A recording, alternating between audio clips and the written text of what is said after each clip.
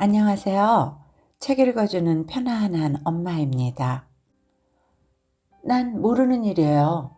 왜 이 지갑이 내 가방 속에 들어있는지 정말 몰라요. 누군가 나에게 덮어씌운 거예요.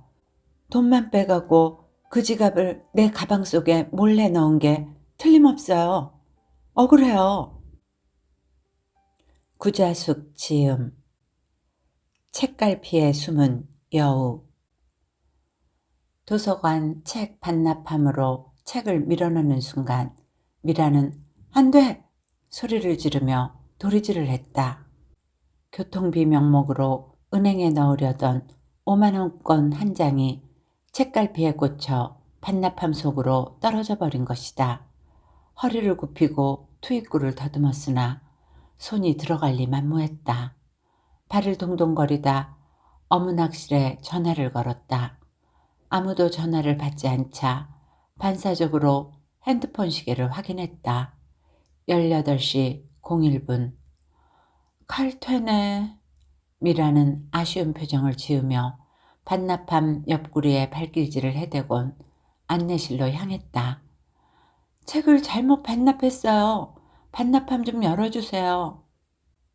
저희 소관이 아닙니다. 비상열쇠도 없으세요? 미라는 안내실 직원에게 볼멘 소리로 말하고 그만 되돌아 나왔다. 하루 일당이 한 방에 날아간 듯 속이 쓰렸다. 내일 아침 다시 들려야지 생각하며 정문을 빠져나왔다. 초저녁 공기가 싸늘했다. 미라는 카키색 야전 잠바 주머니 속에 두 손을 찌르고 서울길을 따라 내려갔다. 찬바람을 쐬어서인지 목 안이 칼칼하고 따끔거렸다. 집에 도착한 그녀는 따뜻한 유자차 한 잔을 타서 마시고 잠자리에 들었다. 목 안의 건조함을 느끼며 한밤중에 잠에서 깼다. 창문으로 스며든 가로등 불빛이 방 안의 어둠을 희석하고 있었다. 몸을 감싸고 있던 연미색 이불이 희미한 불빛에 젖어 싸늘해 보였다. 몸을 뒤척이며 막힌 코를 킁킁거렸다. 꽉 막힌 코 속처럼 좀채 뚫리지 않는 현실에 두려움이 일었다. 무슨 영화를 보겠다고 고집을 피우며 서울로 기어 올라왔는지, 차라리 지방의 국립대학에서 장학금을 받으며 대학을 졸업했다면 어떻게 풀렸을까? 실속 없이 서울 소재의 대학을 고집했던 것에 대한 후회가 학자금의 빚을 갚을 때마다 여지없이 밀려왔다. 미란이 아르바이트하러 남산 꼭대기를 오르내린 지도 4년째 접어들었다. 시간당 600원을 더 준다는 미끼를 덥석 물고 이곳에 들어와 버티고 있지만 꼬박 8시간을 서서 커피를 내리고 아이스크림을 푸고 생과일 주스를 만들고 바닥 청소며 온갖 허들의 잡일을 한 대가가 고작 100만 원 남짓이다. 매년 최저임금 인상액이 발표될 때마다 희망을 품기보다는 물가 상승률에도 못 미치게 오른 최저임금에 몇백 원 미끼를 덧붙인 근로계약서를 갱신하는 것이 전부였다. 정규직이라면 각종 수당은 물론이고 분기별 상여금 칸에도 두둑한 액수가 채워졌을 일이다. 그러나 3년이 지났어도 정규직은커녕 계약직 반열에도 못 오른 자신의 처지가 안쓰러워 가슴 한편이 생마늘처럼 아렸다. 죽도 밥도 안 되겠어. 무슨 대책이라도 강구해야 되겠다는 생각이 들자 미라는 이불 속에서 빠져나왔다.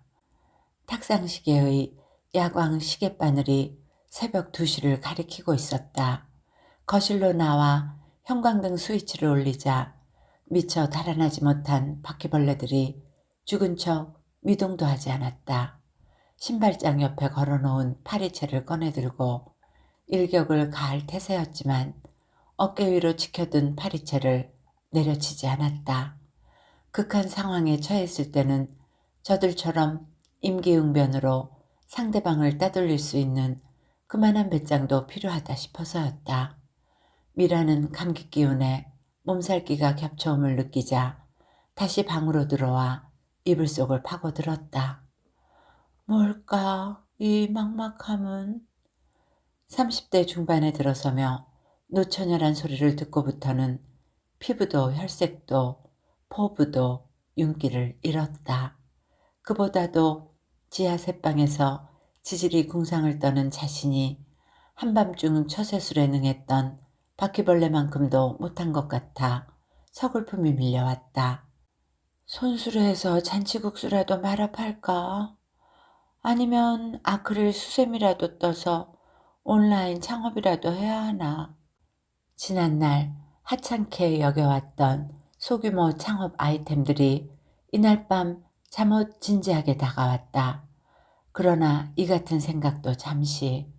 그동안 미란의 가슴속에 잠재해 있던 고고학에 대한 욕망이 끓어오르며 고대의 유물들을 발견해보고 싶은 충동이 솟구쳐 올랐다. 그녀의 상상은 이미 한반도를 지나 몽골 알타이 산맥 근처의 데니소바 동굴 속을 탐색하며 인류 조상의 새로운 화석을 찾아가고 있을 때 세찬 바람이 창문을 흔들며 지나갔다. 그 바람 소리에 이 허무맹랑한 고대의 유물들이 쪽박 깨지듯 부서져 내리고 방바닥에서 올라오는 냉기가 현실의 바람벽을 흔들고 있었다. 아닌 밤중에 잔치국수건 빗살무늬 톡이건 결론은 비빌 언덕이 없다는 점이었다. 이쑤시개 하나도 만들 능력이 없는 주제에 창업은 무슨 놈의 창업. 다 집어치우고 지금껏 돌고 돌아 남산 꼭대기까지 올라온 자신의 다양한 아르바이트 이력을 글로 써서 구청 소식지에라도 투고하여 알바 칼럼니스트라도 되는 것이 차라리 지름길인 듯 했다. 미라는 피식 웃었다. 동네 뒷골목 가정집 대문에 걸려있던 현수막 글귀가 떠올랐기 때문이다. 누군가 노가리 1,000원의 술안주를 내세우며 잔치국수집을 개업하려던 광고였다. 개업 예정일 보름 전부터 나부끼던 곶감 먹은 돼지라는 상호와 9월 오픈 예정이라 쓰인 현수막은 개업도 하지 못한 채 그해 겨우내 굳게 닫힌 대문에 걸려 을씨년스럽게 펄럭였다. 동네 간판 3년을 못 버티면 망했다고 했던가. 3년은 고사하고 개업도 못 해보고 주저앉는 현실에 벌리지 않는 것이 돈 버는 것이란 이치쯤은 미란도 잘 알고 있었다. 미란이 이불을 끌어올리며 씁쓸하게 돌아 누웠다. 몇 년 전부터 미란은 기간제 아르바이트 외에도 일회성 아르바이트로 억척스럽게 돈을 모았다. 잠들기 전 적금 통장을 펼쳐놓고 종잣돈 모으기에 최면을 걸었다. 퇴근해서는 밤늦도록 인터넷 댓글을 다는 아르바이트를 했었다. 어떤 땐 개업식 이벤트에 인형탈을 썼었고 광화문 광장에 축제가 있으면 안내요원을 했었다. 그 외에도 손톱 모델과 결혼식 신부의 친구 역할도 했었다. 어디 그뿐이랴. 방송국 방청석에 앉아 손뼉 치는 일도 했었다.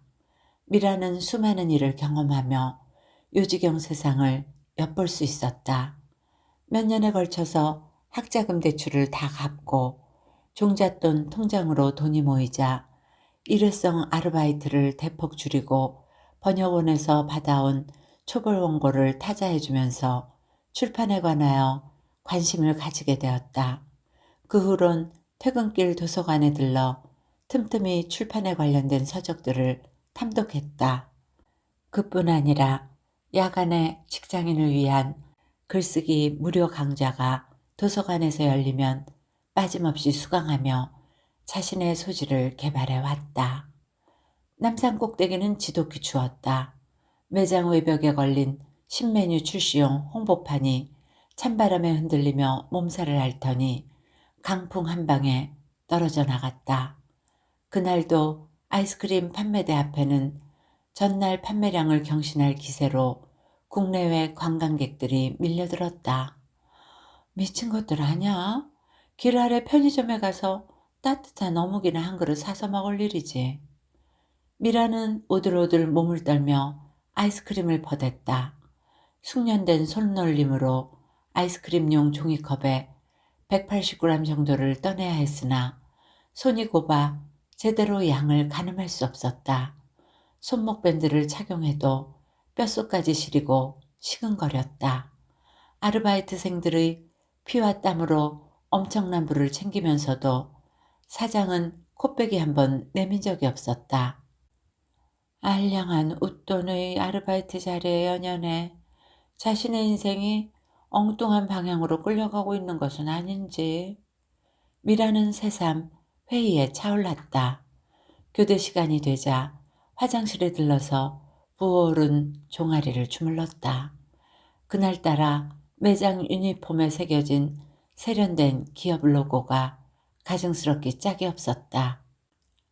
라일락 꽃이 필 무렵 미란이 사는 반지하 전셋방의 계약 만기일이 한 달 남짓으로 다가오고 있었다. 천정부지로 치솟는 전셋값에 많은 세입자들이 서울의 외곽 지역으로 밀려나고 있었다. 미란도 예외는 아닐 듯 싶어 걱정이 앞섰다. 행여나 집주인이 깜빡 잊고 계약 만기일을 제때 챙기지 못하기를 간절히 바랐다. 계약 만기일이 은근슬쩍 넘어가기만 한다면 주택임대차 보호법의 묵시적 갱신이라는 법적 장치하에 자동 연장이 되리라 싶었다.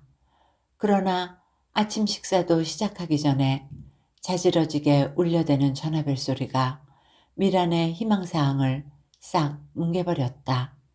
세입자죠? 네, 안녕하세요. 아이고, 간밤에 생각이 났지 뭐야. 다음 달 중순이면 전세 계약이 만기가 되어 돌아오니 전세금을 올려야 할 것 같아서 반전세로 돌리려고. 금리가 폭락이니 이자가 붙어야 말이지. 보증금 올려봤자 재미도 못 보고 계약 동안 보증금만 보관하고 있다가 내줄 판이니. 그래서 하는 말인데 이참에 보증금은 올리지 않고 인상액 분량의 월세를 추가하려고.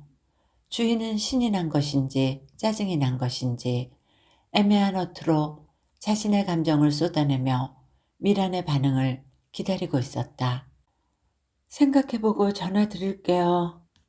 미라는 전화를 끊고 우두망찰 앉아 있었다. 기가 막혀. 이 세상은 있는 놈들 세상이야. 망둥이가 뛰니 꼴뚜기도 뛴다고. 방 안 창틀벽에 사시사철 곰팡이가 피는 꼴에 꼴값을 떨고 지랄이네.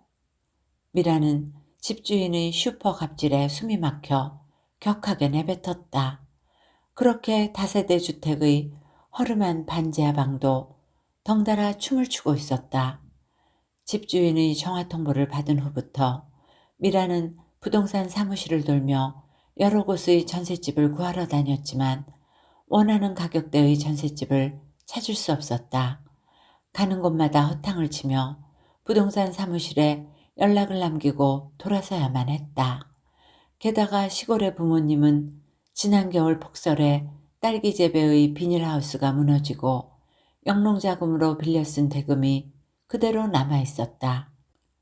15년 전 미란이 고등학교를 졸업하고 대학 합격 통지서와 옷가지를 챙겨들고 서울행 기차에 몸을 실었을 때만 해도 그녀는 보란듯이 출세하여 저명한 고고학자가 되어 멋지게 세상을 살아보고 싶은 꿈이 있었다. 그러나 박물관에 사표를 낸 이후로 출세는커녕 폐가 좀채로 풀릴 기색이 없었다. 30살까지만 해도 수십 곳에 이력서를 내며 구직 활동을 했었다. 바늘구멍의 취업문을 뚫기 위해서 면접관의 감성을 자극할 수 있게 자기소개서를 써보기도 했었다. 올해는 내게도 봄이 올 것 같습니다. 그동안 내 곁을 외면하던 봄이 내 등을 두드리고 있습니다. 이 봄 풀향기처럼 주부들의 식단을 상큼하게 책임지겠습니다. 도레미 식품부. 또 어느 땐 아주 객관적이고 이성적인 언어로 회사의 미래향을 들먹이며 자기소개서에 담아보기도 했으나 그 역시 돌아오는 건 공허함 뿐이었다. 미란이 대학을 졸업하자마자 박물관의 큐레이터로 입사하여 당당하게 신입사원의 명찰을 달고 근무하던 때도 있었다. 아직 박물관 전시실의 전시 유물조차 제대로 파악하지 못한 상태로 갓 2달을 넘길 무렵 출근길 버스 안에서 뜻하지 않은 사건이 발생했다. 그때 미라는 하차할 준비를 하며 빽빽한 승객들을 밀치며 출입문 쪽으로 빠져나가고 있었다. 버스가 다음 정거장을 향하여 막 출발하려는 순간 갑자기 승객 중 한 여자가 소리를 내질렀다. 소매치기요! 경찰서로 차를 몰아요! 빨리요! 어서요! 승객들은 주위를 두리번거리며 걱정의 눈빛을 발산하더니 금세 벌집을 쑤셔놓은 듯 웅성거렸다. 안 돼요! 출근 시간 늦어요! 승객 중 한 명이 언성을 높이며 물꼬를 트자 사방팔방에서 이구동성으로 고함을 질러댔다. 나도요! 문 열어요! 내려요! 아 씨발! 아침부터 재수없어! 어서요! 버스 문을 쾅쾅 두드리며 내지르는 고함들로 인하여 버스 안은 쓰나미 몰려오듯 아수라장으로 변했다. 경찰서로 직행합니다. 버스 기사는 승객들을 향하여 짧은 양해를 구하며 엑셀레이터를 밟았다. 두 정거장을 무정차로 지나치며 경찰서 앞에 차를 세웠다. 이 무슨 70년대 시츄에이션이야? 미라는 한마디 내뱉곤 바싹 타들어가는 입술을 잘근잘근 깨물었다. 망했다. 완전 지각이다. 그녀는 핸드백 속을 더듬어 핸드폰을 꺼내 주머니에 넣었다. 그날은 입사 후 처음으로 교육 담당 큐레이터로서 오후에 거행될 큐레이터와의 대화란 주제를 가지고 관람객들과의 만남이 있는 날이었다. 백제의 문의벽돌에 대한 고찰을 해보며 관람객들과 대화와 소통을 할 예정이었다. 이날을 위하여 미라는 노트북 컴퓨터를 들고 수십 번 백제실 내부를 돌며 전시된 문의벽돌들을 특징별로 나누고 메모를 해가며 머릿속에 외웠다. 부여 백마강 건너편에서 발견된 산수무늬 벽돌, 짐승 얼굴무늬 벽돌, 발룡무늬 벽돌, 봉황무늬 벽돌, 연꽃무늬 벽돌, 구름무늬 벽돌들은 바닥에 깔던 부전이 아니라 벽면을 장식하는 벽전일 가능성이 더 크다고 관람객들에게 강조할 참이었다. 경찰관들이 버스에 올라와 거수경례하고 우왕좌왕하는 승객들을 포위하며 경찰서 안으로 들어갔다.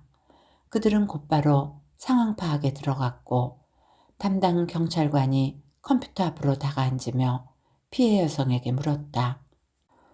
분실 내용이 뭡니까? 지갑을 잃어버렸어요. 지갑 속에는 현금 70만 원과 신분증, 신용카드, 그리고 몇 장의 카드 영수증들이 들어있어요. 여자는 옆구리가 찢겨 속이 훤히 들여다보이는 핸드백을 턱 밑까지 들어올리며 흥분된 말투로 말했다. 경찰관 서너 명이 조를 이루어 승객들을 일렬로 세우고 소지품 검사를 시작했다. 차례가 되어 미란이 가방 속의 내용물들을 탁자에 쏟아내자 소지품들과 함께 낯선 밤색 가죽 지갑이 튀어나왔다. 갑작스럽게 눈앞에 펼쳐진 황당한 사건 앞에 몹시 당황한 미라는 사색이 된 얼굴을 하고 석고상처럼 얼어붙었다. 내 지갑이요. 지켜보던 여자는 눈을 휘둥그레 뜨며 손가락으로 지갑을 가리켰다. 그 여자의 이마와 콧등은 화장발을 뚫고 솟아난 땀방울로 인하여 개기름처럼 번들거렸다. 경찰이 지갑을 열고 내용물을 확인했으나 현금 70만 원은 흔적도 없이 사라진 상태였다. 신분증과 신용카드는 그대로 지갑 속에 꽂혀 있었다. 시내버스 기사는 승객들을 다시 태우고 돌아갔고 미라는 경찰의 손에 이끌려 조사실로 들어갔다. 난 모르는 일이에요. 왜 이 지갑이 내 가방 속에 들어있는지 정말 몰라요. 누군가 나에게 덮어 씌운 거예요. 누명이에요. 돈만 빼가고 그 지갑을 내 가방 속에 몰래 넣은 게 틀림없어요. 억울해요. 미라는 경찰에게 바락바락 대들듯 혐의를 부인했다. 그러나 똥통을 뒤집어 쓴 듯 경찰의 지문 감식 결과 지갑 귀퉁이에서 그녀의 지문이 검출되었다. 경찰은 단호한 표정을 지으며 다시 조사를 시작했다. 바른대로 대답해요. 이름. 미란이 꾸물거리자 어서요 하며 재차 물었다. 최미란. 나이 24. 본적 경남 하동. 주소 서울 은평구. 직업 큐레이터. 주민등록번호. 연락처. 경찰의 날카로운 물음에 졸아버린 미란이 눈물을 훌쩍이며 하소연을 했다. 그러나 경찰은 그녀의 말에 아랑곳하지 않고 심도 있는 조사를 계속했다. 정말로 훔치지 않았어요. 가방 속에서 제 핸드폰을 꺼낸 게 전부예요. 그러나 진술 중에 성광처럼 떠오르는 것이 있어 그녀는 경찰을 향해 물었다.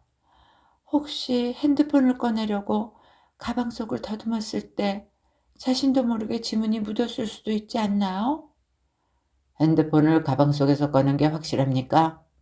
경찰이 정색하며 반문을 하자 미란이 명료하게 대답했다. 네. 경찰 조사를 마치고 미란은 바르르 떨리는 손으로 주머니 속의 핸드폰을 꺼냈다.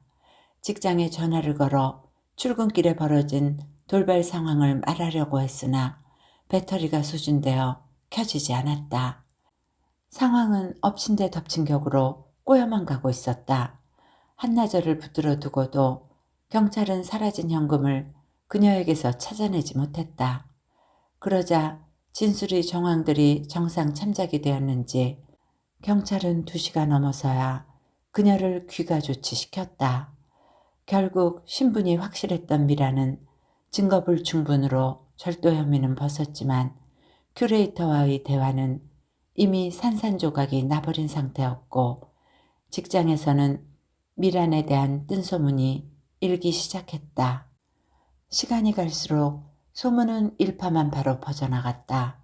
회사 분위기가 끊임없이 술렁이자 며칠 후 직장에서는 징계위원회가 소집되었고 그로부터 일주일 후 그녀는 징계위원회의 의결 통보서와 함께 해고 통지서를 받았다.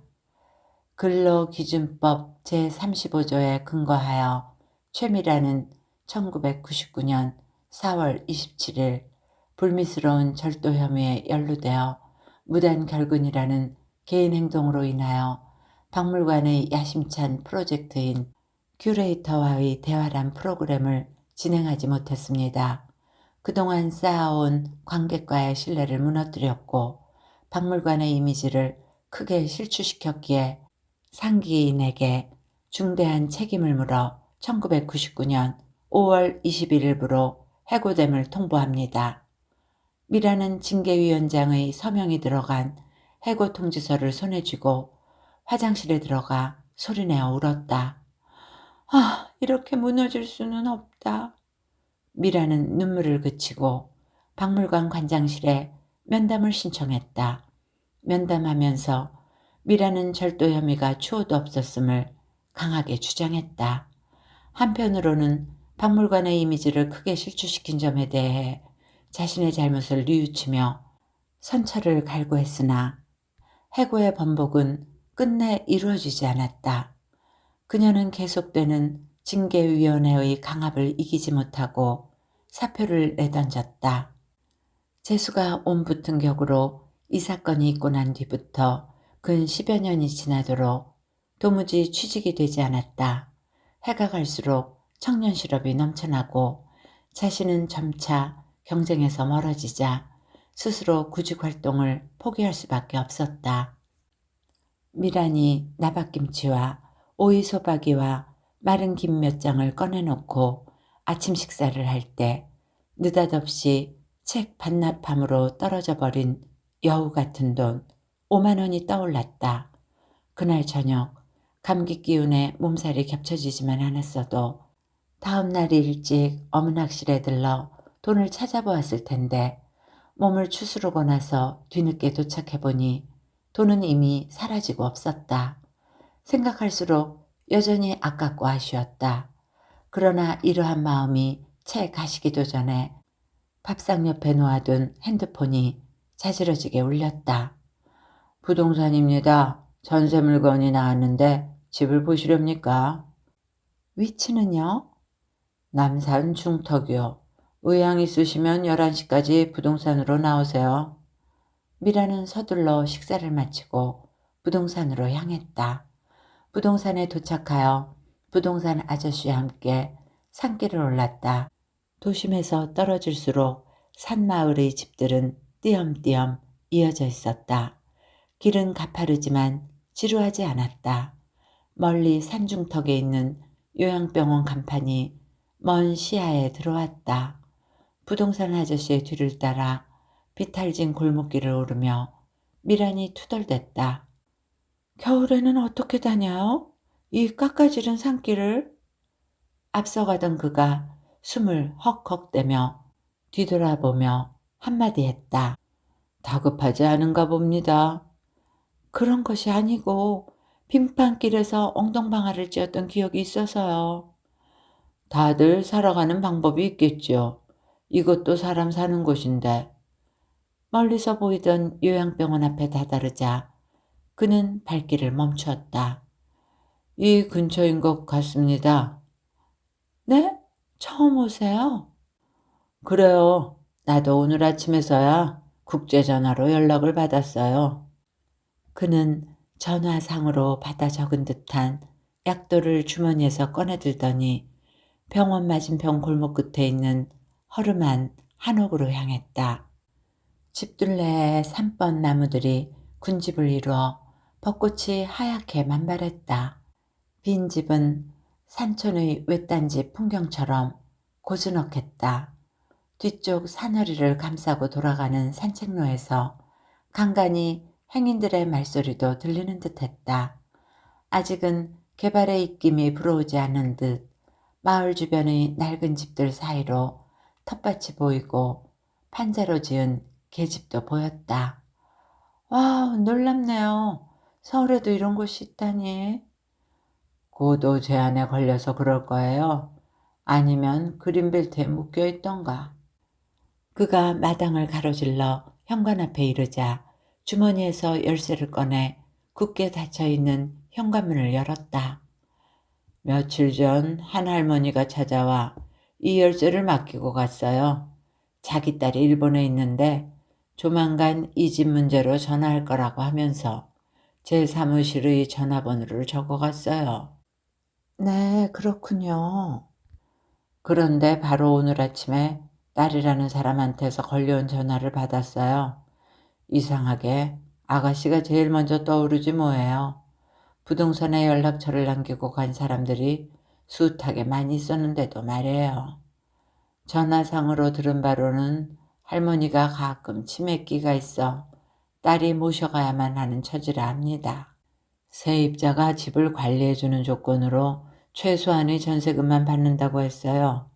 이 집은 한 번도 전세를 내어준 적이 없다고 했어요. 어떠세요? 집은 낡았지만 10여 년 전의 가격대이니 땡잡았지 뭐예요. 이만한 평수의 한옥 독채가 시내 한복판에 있다 손 치면 요즘 시세로 전세 3억이 능가할 거예요. 전세값이 좀 비싸야죠. 기회가 왔을 때 얼른 잡아요. 타이밍을 놓치면 다른 사람이 언제 계약할지 몰라요. 그가 계약을 성사시키고자 유창한 말솜씨로 설득하자 미라는 사기 아니면 장땡이라고 생각했다. 미란이 당장 반응을 보이지 않자 부동산 아저씨는 말을 계속했다. 가전제품과 가재도구들을 그대로 놓고 가니 버릴 건 버리고 쓸 건 쓰라고 했어요. 그런데 큰 방에 놓여있는 반다지는 처분해서는 안 된다고 했어요. 할머니가 아끼는 물건이고 손때가 밴 거라 그대로 보관해야 한다는 단서가 붙었습니다. 훗날 딸이 고국에 건너와 이 집을 헐고 건물을 짓는다고 했어요. 숲속에 갤러리를 짓는다나 뭐라나. 그래도 사람이 계속해서 살았던 집이라 꼴은 우습게 보여도 살만할 겁니다. 산밑이라 바람이 차긴 해도 도배를 하고 문짝을 새로 갈기만 하면 지금보다는 아늑해 보일 거예요. 주변의 나무들 좀 보세요. 미란이 숨 돌릴 틈도 없이 부동산 아저씨는 침을 튀기며 말을 덧댔다. 전세를 싸게 내주는 만큼 주인은 그 집에 대해서 수리나 보수를 해줄 의향이 전혀 없음을 분명히 전했다. 특히 세입자가 집을 관리해주는 조건이라는 것을 재차 강조했다. 집 주변을 둘러본 미라는 산목련이 피어있는 골목길이 마음에 들었다. 맞은편에 자리 잡은 요양병원이 적막감을 주긴 했으나 봄볕으로 가득한 집마당은 평화로워 보였다. 호박이 넝쿨째 굴러들어온 격으로 현재 사는 전세금만으로도 충분했다. 미라는 이 기회에 완벽하게 환경을 바꿔보고 싶었다.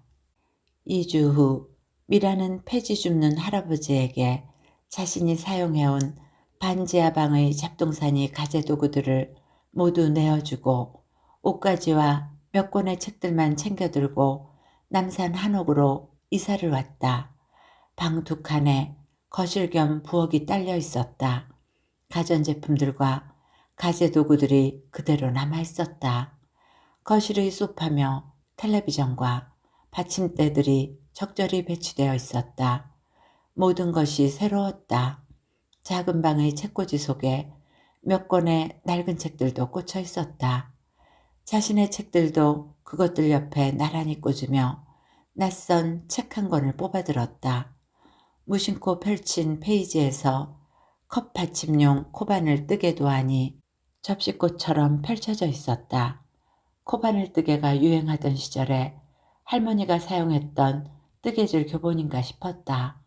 또 다른 한 권은 일본어판 디자인 서적 같았다. 책 표지에 나붓기는 깃발의 구성이 패기가 있어 보였다. 미라는 특별한 영감이 떠오르는 듯 출판사 이름께를 뚫어지게 바라보았다. 맞다, 출판사. 미라는 희망봉이라도 발견한 듯 그동안 도서관에서 틈틈이 읽었던 출판에 관한 기록물들을 떠올렸다. 이곳에 이사 오고 나서 불편한 것이 있다면 병원 병실에서 보이는 조망권에 미란의 전셋집도 완벽하게 들어간다는 점이다. 전에 살던 할머니가 마당가에 심어놓은 봉숭아, 맨드라미, 채송화, 붓꽃, 접시꽃 등 토종꽃들이 앞다퉈 꽃을 피우면 많은 환자와 보호자들이 병원 베란다 창문을 열고 꽃들을 감상하는 것이다. 그러나 다소 불편한 점이 있더라도 전셋집을 횡재한 것 같아 미란의 마음은 한층 밝아지고 있었다. 이사 온 지 1년이 지날 무렵 자꾸만 출판계 쪽으로 마음이 쏠리자 그동안 쌓아온 지식을 바탕으로 1인 출판사 창업을 목표로 정했다. 근 한 달여를 사업구상에 매달리며 초기 비용을 최소화하기 위해서 인터넷 정보 검색도 게을리하지 않았다. 출판업계에서 살아갈 방법을 모색하며 자비 출판을 원하는 작가를 찾아내어 출판 경험부터 차분히 쌓아야겠다는 방향이 설정되자 본격적으로 사업에 돌입했다. 방 한 칸을 출판사 사무실로 꾸몄다. 컴퓨터와 복합 기능이 딸린 프린터를 구입했고 팩스도 한 대 놓았다. 사무용 책상과 자신이 앉을 가장 멋있고 세련된 회전의자도 샀다. 미라는 회전의자에 앉아 빙글빙글 의자를 돌려보며 성공한 자신의 모습을 그려봤다. 미라는 관할구청에 출판사 등록 신청서를 제출하고 3일 후에 출판사 신고필증을 찾았다. 내친 김에 세무서로 가서 사업자 등록도 마쳤다. 국제표준도서번호인 ISBN 발행자 번호도 발급받았다. 무점포 등록이어서 특별한 구비 서류는 필요 없고 임대차 계약임을 증명하려 전세 계약서만 제출했다. 구청에 비치된 출판사 등록 신청서를 작성할 때 주소와 출판사 이름을 적는 순간 미라는 감격스러워 온몸이 떨렸다. 호흡을 가다듬고 그동안 심혈을 기울여 지어낸 출판사 이름을 힘주어 써내려갔다. 호두 출판사. 미란이 출판사를 창업하자 엄마의 기는 다시 살아났다. 만나는 사람마다 우리 딸은 출판사 사장이요. 서울 남산 밑에서 한옥 독채를 얻어서 잘 나가고 있지라. 그것이 쎄빠지게 고생을 하더니만 이제 사운이 트이나벼. 동네 사람들이 그녀의 허풍 섞인 자랑을 들어주며 기특하다는 반응을 보이자 수시로 미란에게 전화를 했다. 한 번은 전철 안에서 미란이 엄마의 전화를 받았다. 얘야, 이사한 집이 남산 밑이라 했지. 내가 지난주에 어느 예식장에 갔었는데 그곳에서 옆에 있던 몇몇 하객들이 자기들끼리 하는 이야기를 주워 들은 게 있어서 전화하는 게다. 서울에 사는 어느 노인이 죽기 전에 책을 내고 싶어 한다는데 어떻게 하는지 몰라 고심하고 있다고 하더라.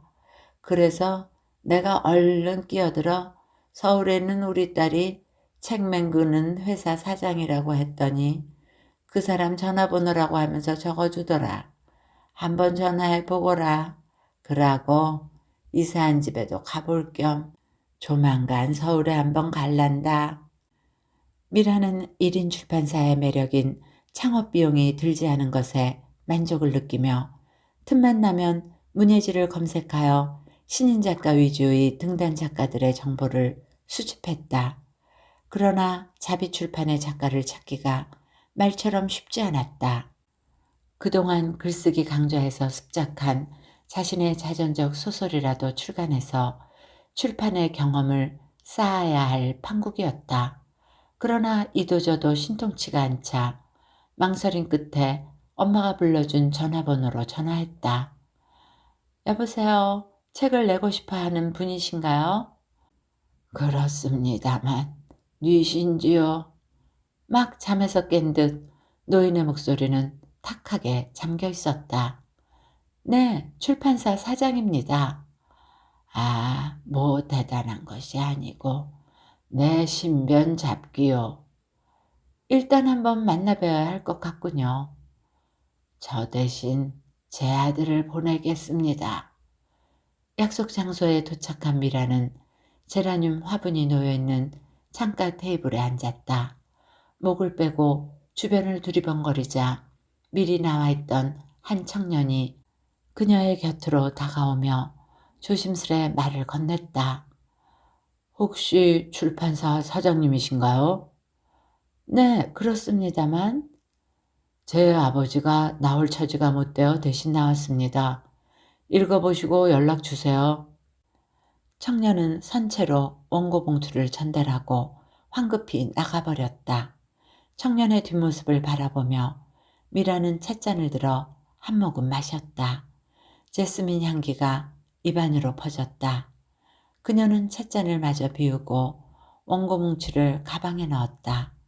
들뜬 기분으로 찻집에서 나왔다. 미라는 집에 도착하여 가슴을 두근거리며 원고를 펼쳤다. 어릴 적 나는 친구의 주머니에서 눈깔 사탕 하나를 훔쳤다. 그때는 단지 호기심이 발동하여 저지른 행동이지만 청소년기로 접어들면서 주변의 불량 친구들과 어울려 다니며 소매치기를 하곤 했다. 소매치기의 스릴을 느낄 때마다 도벽의 핏줄이 나 자신에게도 이어지고 있음을 직감할 수 있었다.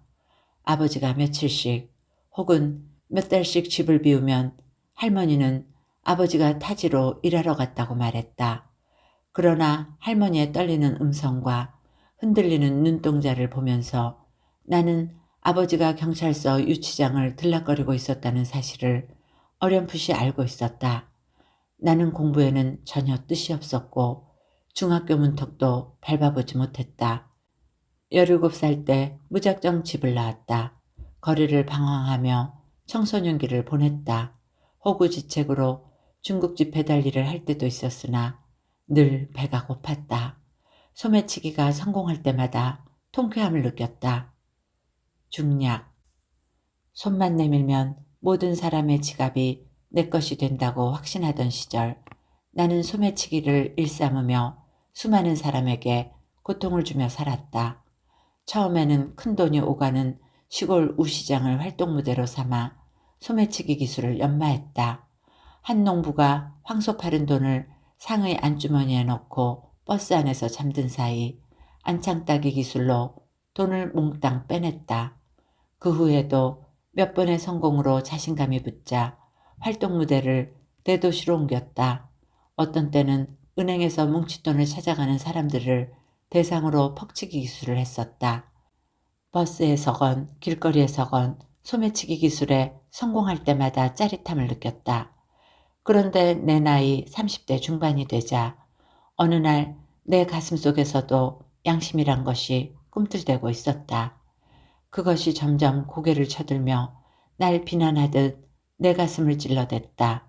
나는 뭔가를 깨달은 듯 청담동 예비신부의 혼수 비용을 싹쓸이한 것을 끝으로 소매치기를 접었다. 그 후로 근 30년 동안 소매치기 근성을 누르며 살아왔지만 배움과 학식이 짧았던 관계로 세상살이가 생각만큼 녹록하지 못했다. 그날도 65살의 생일상을 거르고 새벽 인력시장에 나가 일자리를 찾아봤지만 일거리를 구할 수 없었다. 인력시장에서조차 번번이 젊은이들에게 밀리고 멸시를 당하자 젊어서 했던 소매치기 충동이 강하게 다시 일었다. 늙어가는 것에 대한 서러움과 현실에 대한 일종의 사회적 반항이었다. 너희가 소매치기의 짜릿함을 알까? 딱 한 번만. 나는 고동치는 가슴을 쓸어내리며 그날 그 길로 어릴 적 소매치기의 멤버였던 동료 하나를 불러냈다. 밤늦도록 모의를 하고 의기투합했다. 다음 날 출근 시간대의 콩나물 시루 같은 시내버스에 올라탔다. 나는 그와 2인조가 되어 날카로운 매의 눈빛으로 대상을 물색하던 중 명품 짝퉁 가방을 들고 있는 뚱뚱한 중년 여자를 먹잇감으로 골랐다. 그간 잊고 지냈던 오래된 수법의 백따기 기술을 꺼냈다. 예리한 면도칼로 가방을 찢어 지갑 속의 현금을 꺼냈다. 한탕 치고 한 정거장을 더 갈 때까지도 여자는 둔한 표정이었다. 단물 빠진 지갑을 옆에 있던 한 아가씨 핸드백 속에 개능 감추듯 집어넣고 버스 문이 닫히기 직전에 버스에서 내렸다. 그 후 10여 년 넘게 세월이 흘렀지만 그때 나의 파렴치한 소매치기 소행으로 인하여 두 여자가 겪었을 고통을 생각하면 살을 내듯 가슴이 아팠다. 그것이 내 인생에서 마지막 소매치기 사건이라 지금까지도 두 여자의 이미지가 생생하게 남아있어 내 마음을 괴롭히기 때문이다. 특히 세상 물정 몰라 보이던 그 앳된 아가씨에게 누명을 씌운 것이 늘 미안했다. 그 일이 있고 난 뒤부터 경찰에게 붙잡힐지도 모른다는 생각에 남산 골짜기에 숨어들어 살아왔다. 내 나이 80살이 넘고 지병이 도져 죽을 때가 되니 그동안 짓눌렀던 고백을 아니할 수 없다. 공소시효가 끝나고 완전 범죄로 지문 하나 남기지 않은 치밀함으로 살아왔지만 죽기 전 무거운 고통을 털어내고 싶다. 수많은 피해자에게 늦게나마 용서를 빌고 싶다. 미라는 가슴이 떨려 원고를 더는 읽을 수가 없었다. 어안이 벙벙했다. 둔기로 뒤통수를 얻어맞은 듯 뒷골이 당겼다. 그놈이 이놈이었네. 내 꿈을 송두리째 앗아간 인간. 내 희망을 망쳐놓은 짐승만도 못한 놈. 죽여버릴 거야. 악마 같은 놈. 미라는 숨을 헐떡이며 전화기 버튼을 눌렀다. 야, 이 악마 같은 놈아! 내 인생 물어내! 상대방의 말소리도 듣기 전에 소리부터 질렀다. 누구시죠? 저희 아버지 운명하셨습니다. 전화를 대신 받았습니다. 청년의 목소리가 수화기 너머에서 담담하게 들려왔다. 뭐야? 혹시 출판사 사장님이세요? 넌 뭐지? 그렇군요. 죄송합니다. 저희 아버지는 출판사에서 전화 오기를 기다리고 있었습니다. 세상에 없더라도 꼭 출판해달라고 부탁하셨습니다. 자비 출판 비용을 자신의 통장으로 남겨놓으셨습니다. 저에게 출판 비용을 대신 전해주라는 유언과 함께요. 미라는 까무러칠 듯 주저앉으며 말없이 수화기를 놓아버렸다. 이야기는 여기까지입니다. 함부로 내던진 돌에 누군가의 인생은 만신창이 되기도 합니다. 좋은 시간이 되셨기를 바라며 오늘도 건강하고 행복하세요.